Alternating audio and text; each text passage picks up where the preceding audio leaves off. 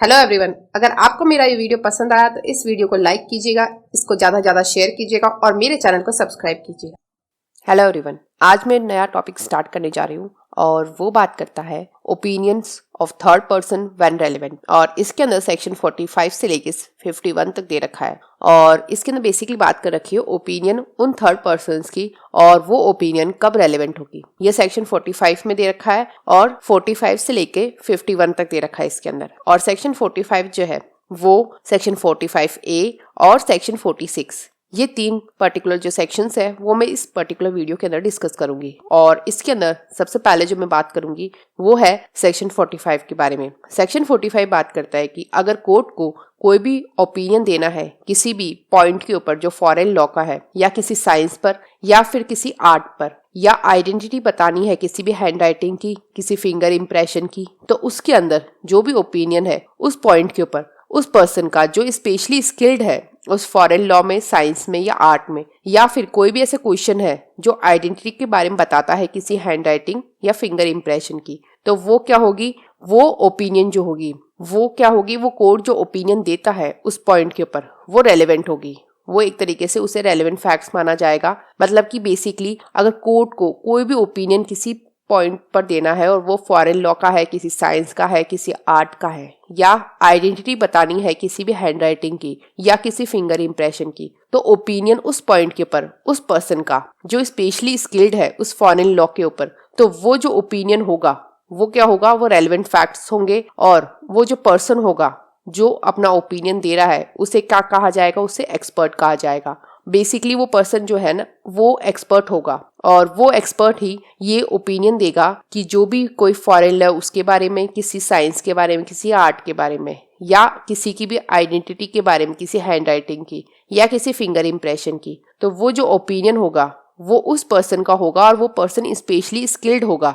उस foreign law में भी हो सकता है या फिर किसी साइंस में, किसी आर्ट में, या जो क्वेश्चन के बारे में बताता है आइडेंटिटी के, जो हैंड राइटिंग है या फिंगर इंप्रेशन के, वो सारे जितने भी ओपिनियन होंगे वो ओपिनियन रेलेवेंट फैक्ट्स होंगे और उस पर्सन को एक्सपर्ट कहा जाएगा जो ये ओपिनियन देता है वो। और ये सेक्शन 45 के अंदर बता रखा है। मतलब बेसिकली जबकि न्यायालय को विदेशी विधि की या विज्ञान की या कला की किसी बात पर या हस्तलेख या अंगुली चिन्हों की अन्यता के बारे में राय बनानी हो, तब उस बात पर ऐसी विदेशी विधि, विज्ञान या कला में या हस्तलेख या अंगुली चिन्हों की अन्यता विषयक प्रश्नों में विशेष कुशल व्यक्तियों की राय सुसंगत तथ्य है, तो वो जो भी उनकी जो ओपिनियन है वो क्या होगी, वो सुसंगत तथ्य है और ऐसे व्यक्ति विशेषज्ञ कहलाते हैं। तो ये सेक्शन 45 में बता रखा है। बेसिकली इसके अंदर एक्सपर्ट की बात की गई है सेक्शन 45 के अंदर। और एक्सपर्ट कौन कौन हो सकता है, या तो वो किसी फॉरेन लॉ का एक्सपर्ट है, किसी साइंस का है, किसी आर्ट का है, या फिर किसी आइडेंटिटी के बताता है वो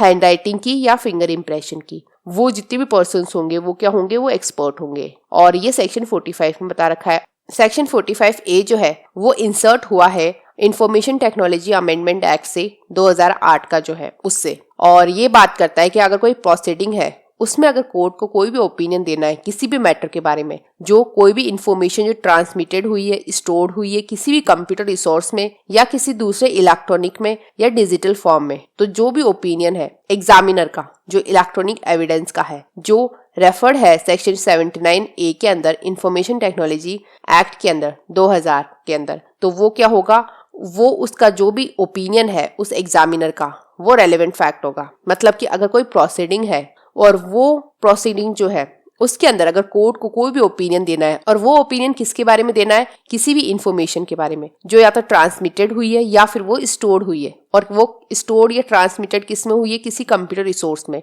या किसी दूसरे इलेक्ट्रॉनिक या डिजिटल फॉर्म में, तो उसके अंदर जो ओपिनियन है एग्जामिनर का उस इलेक्ट्रॉनिक एविडेंस का, तो वो जो एग्जामिनर होगा जो सेक्शन 79A के अंदर दे रखा है इंफॉर्मेशन टेक्नोलॉजी एक्ट के अंदर, तो उस ओपिनियन का, उस एग्जामिनर के वो ओपिनियन जो होगा वो क्या होगा, वो एक रेलेवेंट फैक्ट होगा और वो सेक्शन 45A के अंदर कवर्ड होगा। और इसके अंदर एक एक्सप्लेनेशन भी दे रखा है कि for the purpose of this section an examiner of electronic evidence shall be an expert. मतलब जो एग्जामिनर होगा इलेक्ट्रॉनिक एविडेंस का उसे भी एक्सपर्ट माना जाएगा और वो सेक्शन 45A के अंदर कवर्ड होगा। बेसिकली इसके अंदर अगर कोई भी किसी भी इंफॉर्मेशन के बारे में बात की गई है और वो इंफॉर्मेशन या तो ट्रांसमिट हुई है या फिर स्टोर हुई है किसी कंप्यूटर रिसोर्स में या किसी ऐसे कोई इलेक्ट्रॉनिक या डिजिटल फॉर्म में, तो उसके अंदर जो एग्जामिनर होता है उस इलेक्ट्रॉनिक एविडेंस का, वो एग्जामिनर जो होगा वो एक्सपर्ट होगा और उसकी ओपिनियन जो होगी वो एक रेलेवेंट फैक्ट होगी और वो सेक्शन 45A के अंदर